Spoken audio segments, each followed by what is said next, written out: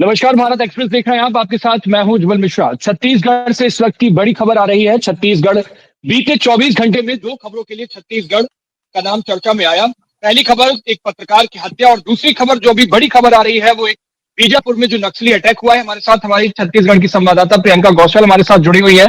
प्रियंका जी, अभी जो नक्सली हमला हुआ है उसमें क्या जानकारी सामने आ रही है?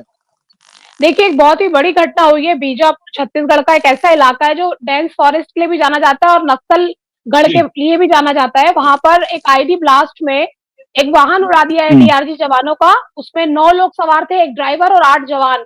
9 के 9 जी शहीद हो गए स्पॉट पर ही। बड़ा ही भीषण हादसा हुआ है, भीषण आईडी विस्फोट था।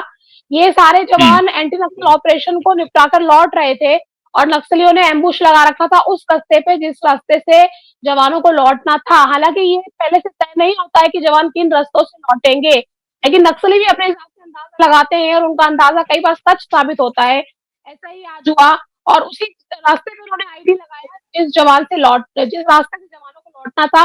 स्कॉर्पियो गाड़ी थी, 9 लोग उसमें सवार थे, डीआरजी के जवान थे, दंतेवाड़ा डीआरजी के जवान थे जो बीजापुर गए हुए थे एंटी नक्सल ऑपरेशन के लिए। वहां से लौट रहे थे और कुटरू रोड है, वहां पर एक नाला बहता है, वहां पर ये आईडी ब्लास्ट हुआ है और जो लोग गाड़ी में स्कॉर्पियो में 9 लोग थे, 8 डीआरजी के जवान और एक ड्राइवर, सब मौके पर ही शहीद हो गए। जी जी, तो अभी तक जो जानकारी सामने आ रही है वो 9 लोगों की सामने आ रही है या इसमें और भी कुछ लोग हो सकते हैं, और भी जवान हमारे हो सकते हैं? फिलहाल 9 की ही जानकारी है और अधिकृत पुष्टि भी अब हो गई है पुलिस की तरफ से। गाड़ियां और भी पीछे लौट रही थी, लेकिन जो आईडी की जद में जो वाहन आया है स्कॉर्पियो, उसमें जितने लोग बैठे थे वो उनकी स्पॉट पर डेथ हो गई, सब शहीद हुए हैं।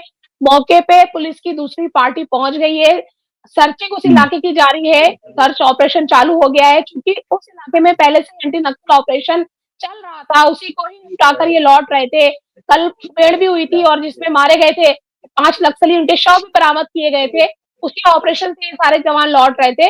तो फिलहाल जो कैजुअलिटी है वो 9 की ही है। जी जी, प्रियंका जी, एक बात मैं और कुछ समझना चाह रहा हूँ आपसे, क्योंकि जब जवान सर्च ऑपरेशन के लिए निकलते हैं, नक्सल ऑपरेशन के लिए निकलते हैं, तो वो बहुत सीक्रेट ऑपरेशन रखा जाता है। उसकी जानकारी किसी को भी भनक नहीं होती है कि वो किस रास्ते से जाएंगे, किस गाड़ी में जाएंगे, कहां से वापस आएंगे।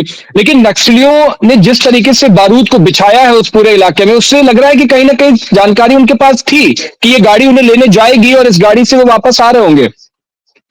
उज्ज्वल, थोड़ा सा हमको समझना पड़ेगा। 2-3 इसके चरण है समझने के। पहली बात तो ये वहाँ की भौगोलिक परिस्थितियां।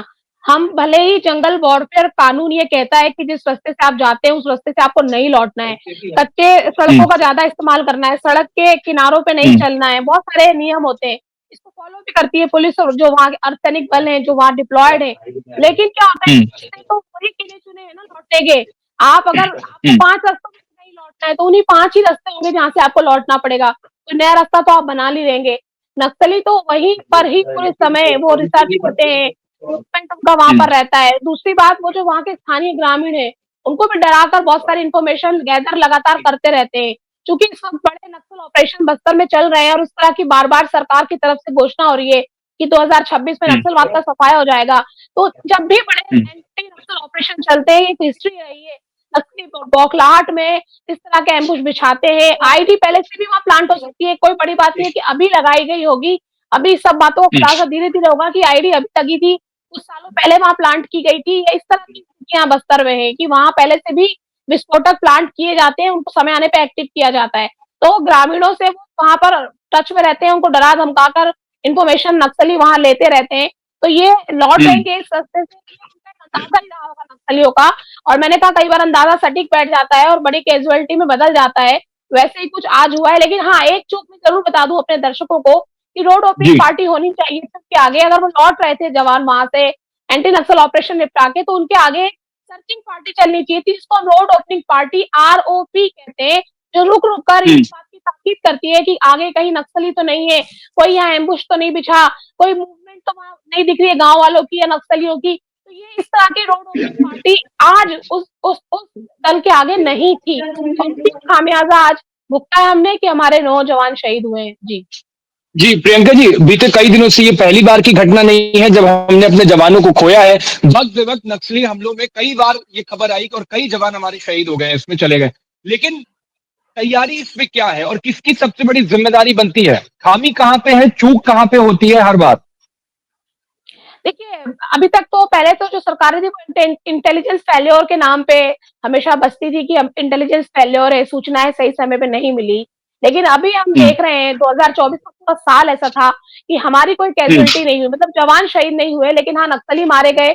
बड़े-बड़े कमांडर तमिलनाडु के, आंध्र प्रदेश के और आप देखिए महाराष्ट्र के भी बहुत सारे बड़े नक्सली नेता छत्तीसगढ़ में ढेर हुए हम्म। पिछले 2024 को हम्म। लेके उठा के।